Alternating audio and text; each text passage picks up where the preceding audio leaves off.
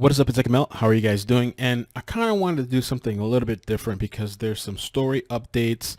We got Sidney Deal, we have Alan White, and then we also have a new story from Florida that I found today, which I thought was really interesting. And a quick FYI, channel members, I dropped two videos, one on Thursday and one on Friday.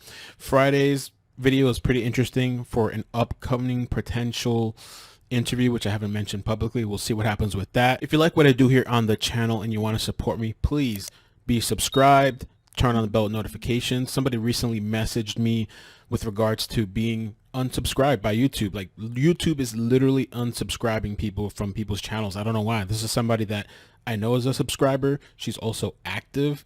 Let's get started. Sidney Deal. If you don't know the story, I did a pretty extensive video on this. I'll put the link down below. I'll put the links down to all these videos if you're unaware of these stories, because we did a video and we did a live stream. Both did well and performed good. Definitely check those out. This is the guy that locked his daughter in the car and allegedly didn't want to break the window because he was looking for the best deal and price for somebody to come break the windows open, and he wasn't satisfied with the prices, and police got there and he told police to wait. Allegedly messy situation. That's kind of a quick synopsis, but the mother, the biological mother, actually commented and went on the news. I didn't even know about this. Thanks to Marie that sent me the update, because she sent me an update via email with regards to the coroner. Okay, so they came out with the cause of death for Sayah. While I was looking into that, I decided to do a little bit more digging, and I also found out that the mother, biological mother, spoke about this whole situation. So let's start off with Sidney Deal with the new report that was sent to me with the Clark County Coroner's Office.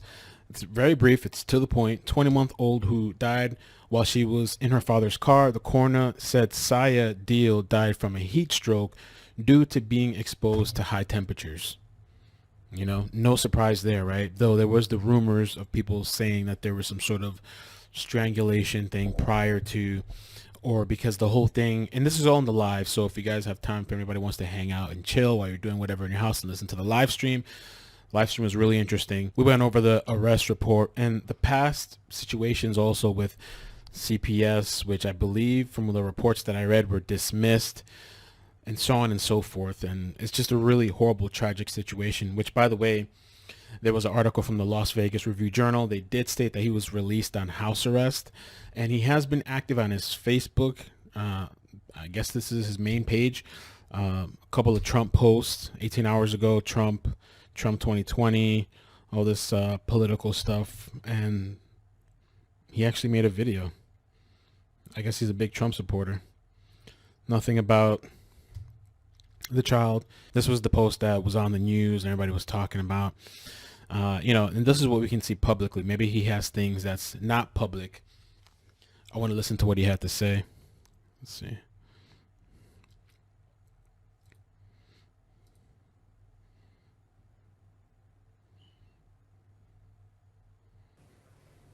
How's it going? I'm Sidney Deal. I'm from Atlantic City, New Jersey.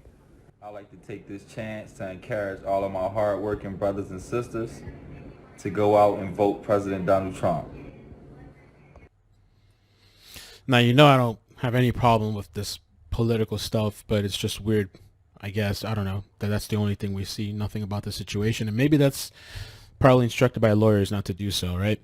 Now, this is the video where the biological mother speaks out. Her name is, I had it in an article somewhere, I think Mariah. Her name is Mariah Coleman. So let's check out the video. Tonight we are hearing from the mother of the 20-month-old girl who was And this is from 8 News, now Las Vegas. found dead inside a car earlier this week. Thank you so much for joining us. At 4 o'clock, I'm Kirsten Joyce. Good afternoon, I'm Brian Loftus. Officials say the girl was discovered unresponsive by her father inside the vehicle on H Street near Owens, but would not break the window to get her out. 8 News Now reporter Kate Houston is live from the Clark County Detention Center, where the girl's father is now in jail in connection with her death. Yeah. Which is interesting because there's posts. This was October 7th, so this is a video that I missed. I never knew the mother spoke out. Yeah, I missed this because he was released on house arrest after. So 27-year-old Sidney Deal is being held here on charges of child with substantial bodily harm. Now, I just spoke to Sayah's mother, who says she doesn't wish any ill will towards Deal, but she does want some answers here. Now, Mariah Coleman says that she is numb, hurt, and disappointed. Coleman tells me Deal did not have full custody of their daughter, contrary to what Deal's family said yesterday. which is really interesting because, yes, the family said that he had full custody. Though I read some reports that said he didn't. It was conflicting. And so she's saying he did not have full custody. Coleman says she saw Sayah just hours before she got the phone call that she had died. Now she's waiting on Deal to contact her with an explanation. She says she has nothing bad to say to him, but wants to know why he didn't break the car windows to get their daughter to safety. My baby just wanted love. Love. She didn't hurt nobody. She just wanted love.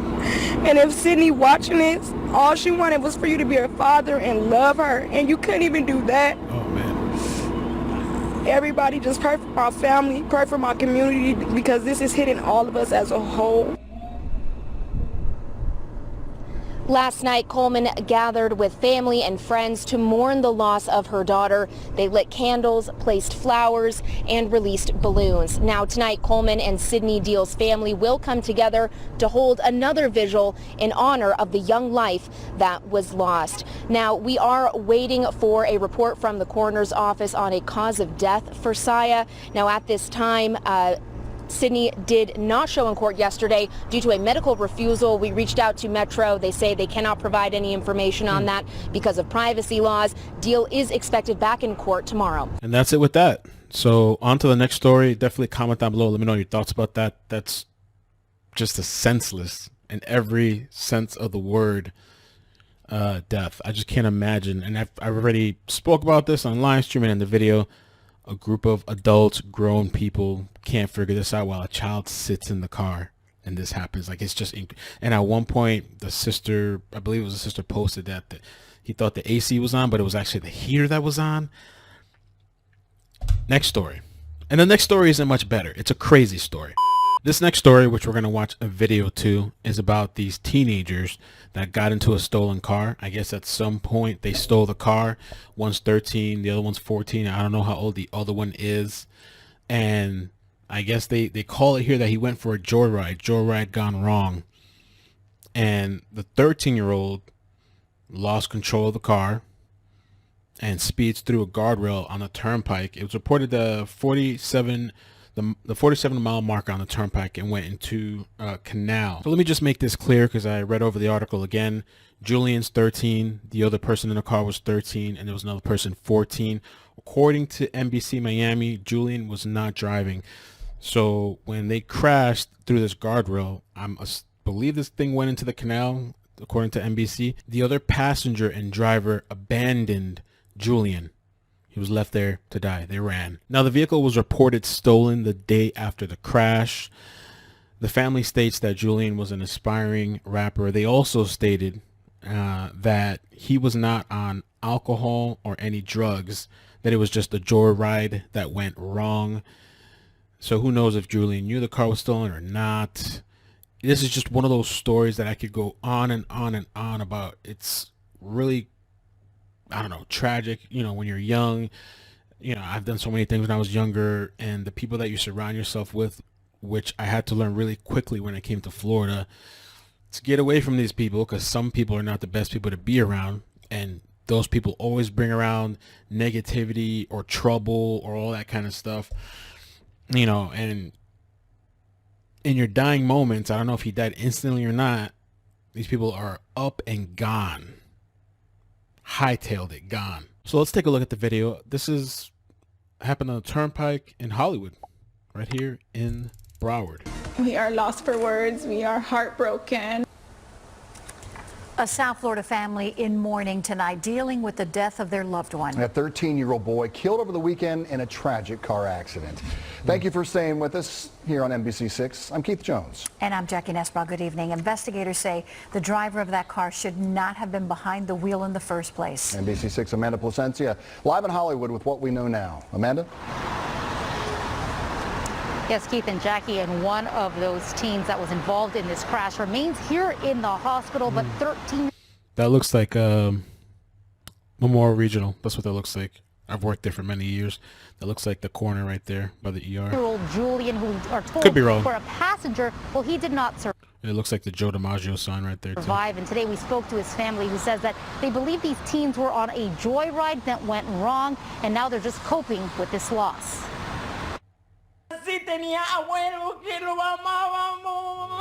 Oh, man. His abuela is gutted, and his aunt is devastated.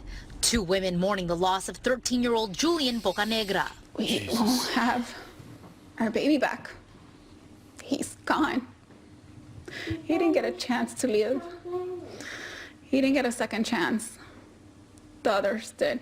According to Florida Highway Patrol, Julian got in a car with a 13-year-old and a 14-year-old Saturday afternoon. Somehow the driver, who was not old enough to drive, lost control, crashing through a guardrail into a canal near mile marker 47 on the turnpike.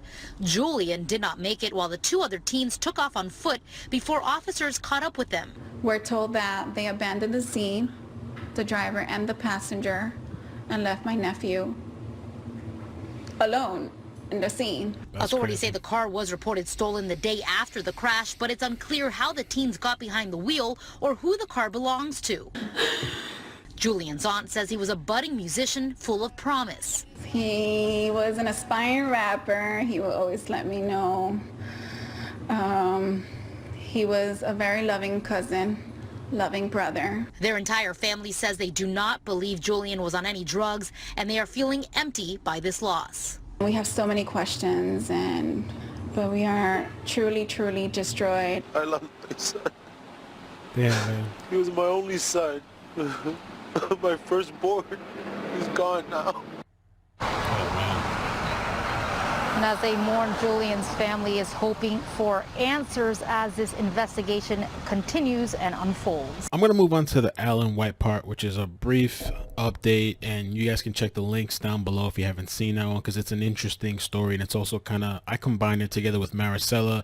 They kind of both disappeared in the same area, but it's not related, but it's just a Dallas story, which is really interesting. As far as Julian, I'm going to have some commentary a little bit more at the end, some final thoughts. I mean, just thinking about, I don't know, being that age and the influences when you're young and that lifestyle, and maybe even him being an aspiring rapper and the people you're around. And, you know, it's just, Julian's dead, and these people, I don't know how and if they're going to be charged and how that's going to look, and it's probably going to depend on a lot of different factors with that story. But let's get into Alan White. This is the guy, the 55, I think he was or is, disappeared October 22nd.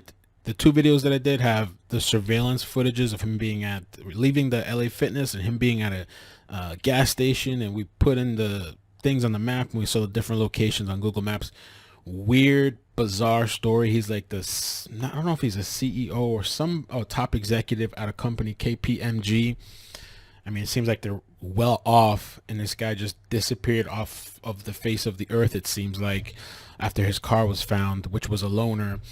And let's get into the update. He's just so kind to people. Filled with anxiety and heartache. I didn't know what to do. Era Lou Craven spoke of her son, Alan White. But somebody has to know something. As Dallas police try to find him. And I won't say that he's gone until they tell me he's gone. On Thursday, October 22nd, he went to his gym at 5 in the morning. Cameras show the KPMG executive leaving the LA Fitness on Haskell Avenue at 5:38. 20 minutes after leaving the gym, surveillance video captured Alan pumping gas here at this racetrack at Inwood and Maple. After he got gas, Alan pulled out of the parking lot around 6 and hasn't been seen since. I knew he wasn't home at 6:15. I thought it was odd. He went. If you guys saw the previous video, we put where his car was found, which was completely, if I was correct in that, in the opposite direction, way far down. And from what I'm told from people from Texas, really bad area, not an area you want to be around. And does that mean he drove there? Or does that mean somebody drove his car and put it there? Home at 6:30. I knew something was wrong. When he wasn't home by 6:45, I was panicking. Rusty Jenkins is his partner of 18 years. Yeah, I got in the car at 7 o'clock, drove the route back and forth, trying to find him. trying to find evidence for wreck somewhere. I was calling the hospitals, trying to see if there was, unidentified John Doe in any of the hospitals because I didn't know if he got his ID with him or not. Days after his disappearance, police found his missing vehicle, a 2020 Porsche parked in South Dallas. Alan was not inside. His family needs your help. The Porsche, like we've mentioned in the other videos, that was a loaner vehicle because his actual car was in the shop at the time. If anyone has seen anything, please come forward. No matter how little they think it is or insignificant it may be to them, it may be a big piece of the puzzle to the police. If somebody's got him and he's hurt, bring him to us. We'll take care of him.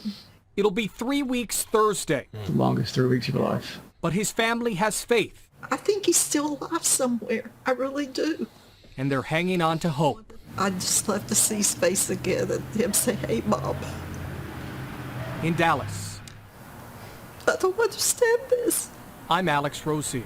I don't understand it at all. The Alan White situation, I've heard many theories, speculation. Nobody really knows.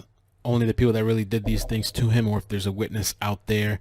I guess it kind of goes to show too, even if you have resources or family with resources, I'm assuming they're financially well, he's still gone and missing. I mean, they've been able to get 2 surveillance footage from what I've seen, and maybe they've been able to speed some processes up. The guy's still missing. Was it a carjacking gone wrong? Did they realize that the car was a loaner, and with all these devices on there tracking whatever, decided it wasn't a good car to steal? It's just, I don't know. And it's kind of crazy, I guess, that nobody to have witnessed this. Him and the husband left, or partners, however it's called, they left the place at the same time to go to 2 different gyms. The husband is the one that reported Alan missing. It's just mysterious. And you see these kinds of stories. I mean, look at Layla Cabot. We still haven't found her. She's presumed deceased. No body yet, right? Just gone. People just disappearing like nothing. So I wanted to talk a little bit more about the Julian situation. I found this interesting article by the legal advocate, and this gives a little bit of insight as to maybe the procedure of what's maybe going to happen as far as the investigation. Now it says here, authorities will examine such factors as speeding, distracted driving, and driving under the influence, which the family says he wasn't, and he wasn't, according to the article, wasn't the driver. The FPH will also focus on on how the teenager ended up behind the wheel of the vehicle. So I guess they're talking about this other person that was driving. Maybe the other people were under the influence. Pending the probe, the FPH could levy criminal charges on the driver or anyone responsible for stealing the vehicle. So that's something else we're going to have to look into. Who stole this vehicle? How did they get a hold of this vehicle? It states here, time is of the essence in cases such as this, and the family of must ensure that evidence is reviewed in an efficient manner. Said bond managing partner at legal, an attorney will carefully review what may have contributed to the crash and has the resources to hire expert witnesses, conduct driver's background checks, locate witnesses to the crash, and review applicable insurance coverage. Serving as an advocate, an attorney can help compassionately guide a family during a difficult time, vigorously protecting their legal rights and best interests while holding a driver accountable if they did not follow traffic laws. Wrongful death claim, which I thought was kind of interesting, maybe gives a little bit of insight. Pending the results of the investigation, the family of Julian may be entitled to a wrongful death claim for medical and funeral expenses, the loss of a love and companionship, pain and suffering, and emotional trauma. An incident is considered a wrongful death when either a person or an entity commits a wrongful or negligent act resulting in a person's death. When vehicle accident fatalities result in unsafe driving, aggressive or distracted driving, speeding, or driving under the influence, family members are usually left with the option to pursue a civil action against the responsible motorist. You guys let me know your thoughts on all these different stories and situations. I'll put the links down to the videos if you haven't seen the previous stories and coverage on Sidney and Alan, or even Maricela, which is a good story to check into. I'll be looking into updates for whatever comes up. And Julian, man, I mean, it's just crazy, horrible situation. Young guy. I mean, I don't know anything about him. I just can think of, kids when they're younger and they're teenagers, and who knows now with this generation, and I just remember when I was a teenager, I wasn't into going out and doing all that stuff. I was very introverted. But then when I came to Florida, I went through some stuff of my own with my father after he passed away, and I went through this later phase or stage, which now looking back, I think it was maybe attributed to that, or maybe not. I don't know. But I was a late bloomer, and so I had times where I made bad decisions, and this could kind of happen to anybody. This is why you have to watch out with the people you're around. I have no idea who was involved in this car being stolen or anything like that, but it's just very easy to get caught up in a situation being around the wrong people. I think too, music a lot of times can have some sort of influence or a role. The different types of music that's been coming out for many years, and I'm not just even talking about rap and hip hop, but even rock, certain types of rock and stuff, depending on your mentality. I'm not saying I'm trying to blame it on that, but some of the negative energy and all this kind of stuff that's coming from the music, it's very easy, especially from impressionable minds. I mean, just listening to music can change your vibe. You know what I'm saying? If you're feeling bad or you're feeling angry and you put on something, it can amplify that, I think. I mean, I've been out back in the day in Florida when I used to go out.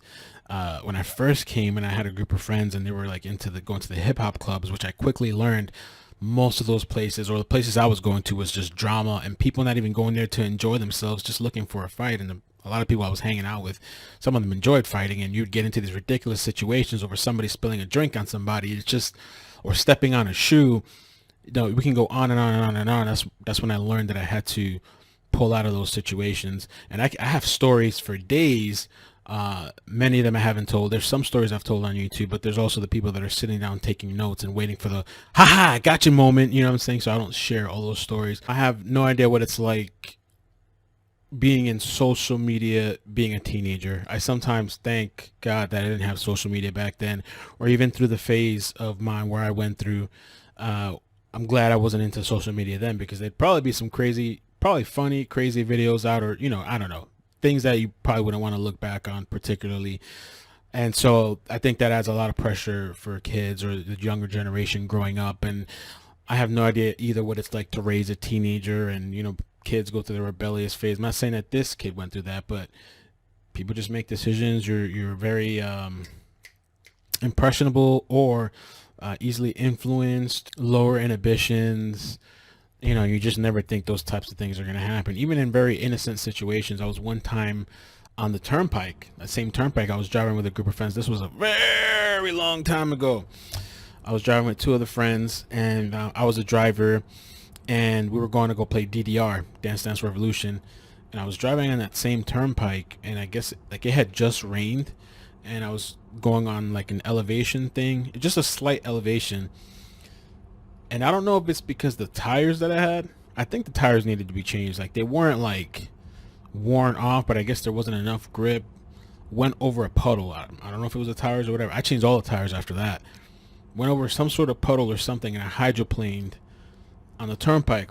Just like that. I went across 2 lanes.